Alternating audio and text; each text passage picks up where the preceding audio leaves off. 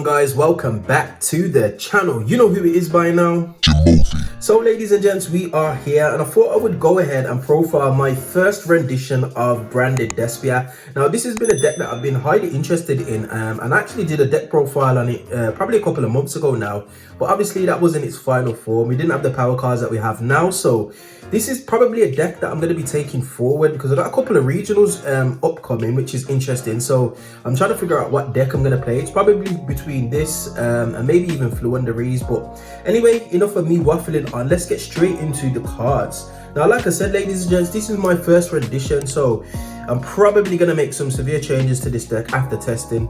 So starting us off, we've got the 2 Aluba and 1 Springens kit. Now, this is just a placeholder for my 3rd Aluba. I don't actually own a 3rd one as yet. Obviously, Ghost from the Past 2, which is coming out soon, is probably going to be the set where I pick up the 3rd Aluba. But in the meantime, I'm using Springens kit, which can actually search a branded spell or trap. You do have to put one back, so it's not a full-on +1 like the Aluba is, but it's a nice little budget alternative if you can't afford the Alubas. So yeah. Next, I am actually maxing out on 3 Tragedy. Just because of its searching ability. It's nice in the graveyard as well, particularly as I'm playing Albion, which I'll get to in a moment. Just being able to banish itself to be able to then recur branded spell or trap is something that I quite value, to be honest. And just having 3 of them, because I'm only playing 2 Alubas, it allows me to get to Aluba a little bit more easily. So 3 Tragedy. Next, we are playing the double Fallen of Albaz. Doesn't really need to be said anything about him. Yeah, it's Fallen of Albaz. You run 2 just in case you see one. You want to still be able to resolve Fallen of Albaz. So, sorry, branded fusion by fusing from the deck using Albaz. So just having 2 in deck is just a nice little option. Next, we are running the 1 Dramaturge, the 1 Ad Libitum, and the 1 Despian Comedy. Now, I wasn't playing Comedy previously, but the more and more I play this deck, well, the short testing I've had with it, I find that Comedy is quite useful. It's another name, to say the least, and I am actually running the field spell, so he can be quite useful, especially if you get him into Grave. But yeah, he's just a nice little targeting negation, especially with the amount of hand traps that are running around at the moment. I'm seeing a lot more of Ghost, Mourner, and Moonlit Chill, so this just helps to mitigate some of those instances, especially things like Imperm as well, with obviously Veiler. And Dramaturge, Ad Libitum don't need no introduction. Ad Lib is actually crazy, to be honest, especially now we've got Mirror Jade, so yeah. I'm actually playing the 1 Albion. He is Falling Up Albaz once you get him into the graveyard, and he can dump your branded opening or your branded in red, which is very, very useful, as well as being able to draw a card if you dump it from deck. So I am actually running him. Obviously, I'm not playing the Brave package, so a lot of these could potentially be taken out. Like I said, I do want to do some more testing. I haven't tested critically with it yet, as yet. So I've only done a few test hands and just a few duels against some opponents on like EDO Pro, but I always find that IRL testing does a lot more in terms of me learning how to play the deck properly. So definitely a flex spot could potentially be taken out. And I'm actually running the Frightfurt package. I'm actually going with 2 Frightfurt Patchwork and a Goddess with the 3rd eye. This is just a nice little tech, and there's something that I learned about this which I'll go over towards the end of the video, especially this and a few other cards in the deck that have some really weird like interactions. But 2 Edge Imps. I do have the 3rd Edge Imp, but I decided to just go with 2 and 2 just for space purposes. You could max out and it gives you so much advantage, especially being able to keep your hand size fat, as well as actually giving your Guardian Chimera some protection via polymerization in the graveyard. So a nice little package there. And then just a couple of hand traps. Now the hand traps are not final, ladies and gents. I've yet to take out a couple of the hand traps from my other decks, but these are the ones that I'm definitely going to be running. I'm probably going to put a Nibiru in here. I want to play with the ratios, and definitely an Ash Blossom, and as well as a Ghost Spell, which has definitely found its way back into the format because of cards like branded in red. But yeah, so I've got 2 playset of Gamma as well as your Ghost Ogre. Again, the hand trap lineup will change, definitely will change, because this deck doesn't have a lot of interaction. It kind of wants to just sit up a board with and play with its extenders, but I feel like going second cards are just a no-brainer at the moment. They're definitely needed. Moving on, we have the triple branded fusion. Nothing needs to be said about this. Broken card. Does lock you into fusions, but fuse from the deck, why not? Obviously we're running the triple branded opening. Again, another just gets you plays going, basically allows you to play that a normal summon. So triple branded opening, as well as the protection effect in grave, which is very, very vital, I find. And then we are actually maxing out on the branded in red as well. You could actually drop this to 2, but I just find 3 is useful. I want to hard open some of these spells, to be honest, and maxing out on them will just allow me to do that.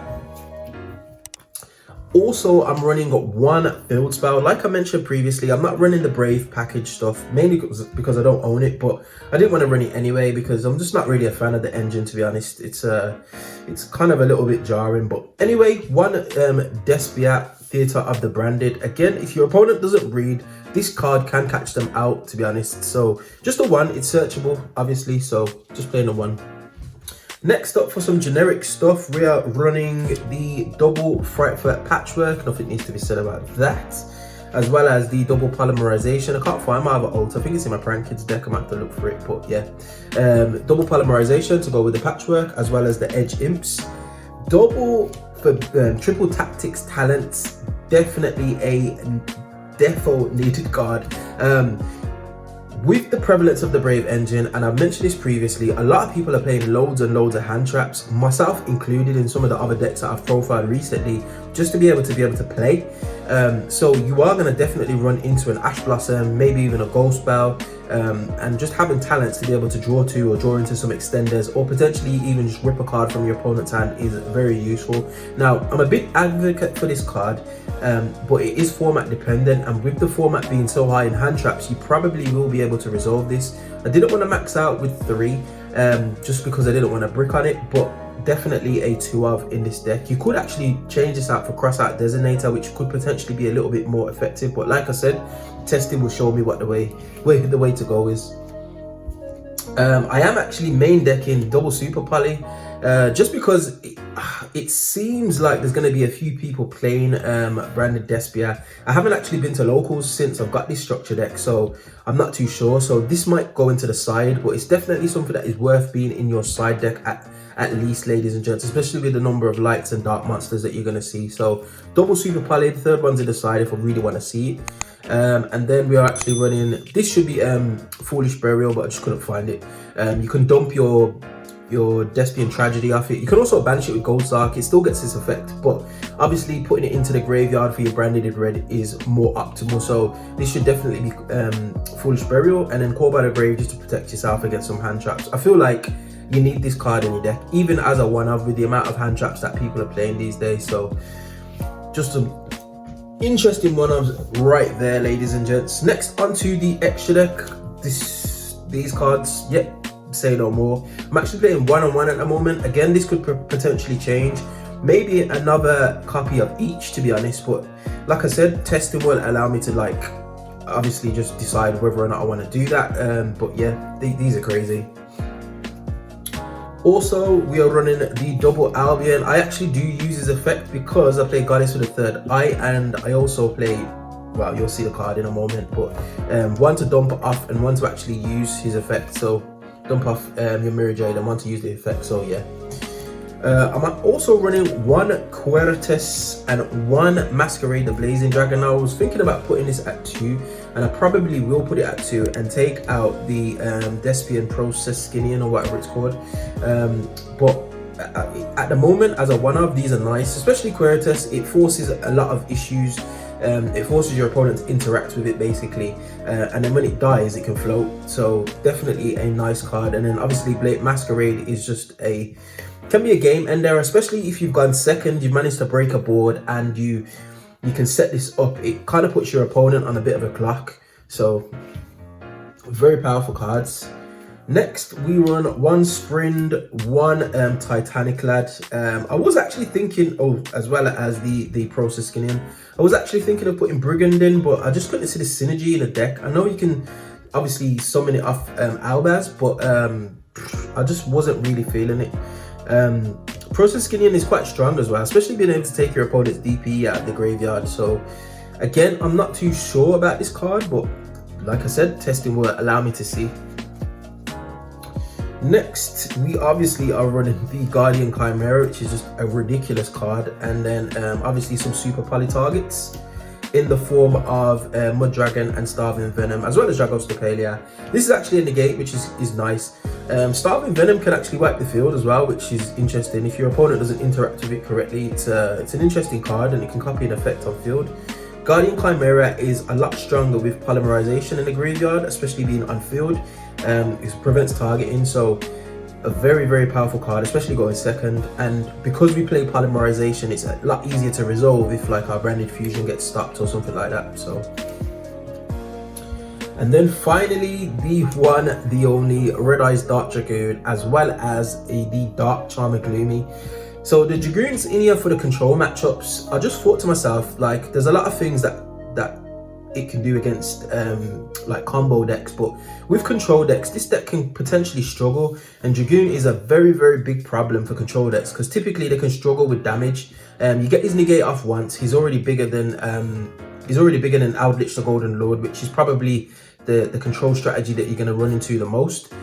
So just having access to him for those control matchups is a problem, as well as summoning Dragoon in a simplified game state is a big issue that's very, very difficult to deal with. And not having to run the bricks in the form of like Dark Magician and Red Eyes Black Dragon, it just makes him very, very strong.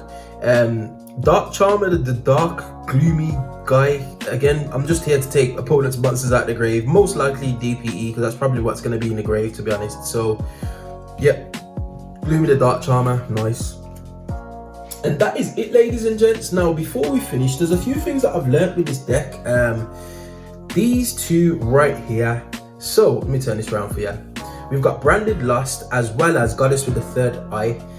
So what I found is you can't actually use Lubellion to fuse with Goddess with the Third Eye from the banished pile, because this effect where it treats itself as a monster only works if it's being sent to the graveyard or banished. It doesn't actually work if it's being shuffled back into the deck, because it then becomes Goddess with the Third Eye and not the material that you're trying to change it into. So that's like an interesting interaction that I actually did not know about, as well as Branded in Lust. Now this thing acts like Magical Meltdown, but you still can get ashed if you've got this on the field, because this prevents your opponent negating the activation, but Ash Blossom negates the effect. So it can actually be ashed under Branded Lust, which is something that I learned as well. So it's quite an interesting interaction, and this specifically Branded in Lust, I'm just not too sure about whether or not I should put it in the deck. Like I said, testing will allow me, but I've got it with me anyway just to see what it kind of does. So yeah, we'll see. But that is it, ladies and gents. Like I said, the deck is not complete. I'm definitely going to be making some changes to it, and that's the beautiful thing about Yu-Gi-Oh! You build something, you test it, it's not right, you just go straight back to the drawing board and just do it again. So I'm looking forward to just kind of like rejigging this deck and making it a little bit more competitive, so to speak. Obviously I've got a few cards that need to go in there, like namely some more hand traps. I got Forbidden Droplets to go in there potentially, so definitely keep your eyes peeled on the channel, because I'll probably will be playing a lot more of this deck. But anyway, we come to an end of another video. If there's anything that you feel like I should be including in this deck, definitely get at me in that comment section below. And if you did enjoy this content, you know what to do by now. Hit that like button, share, subscribe, all of that beautiful good stuff, and I will definitely see you guys on the next video. Hope you enjoyed. Peace.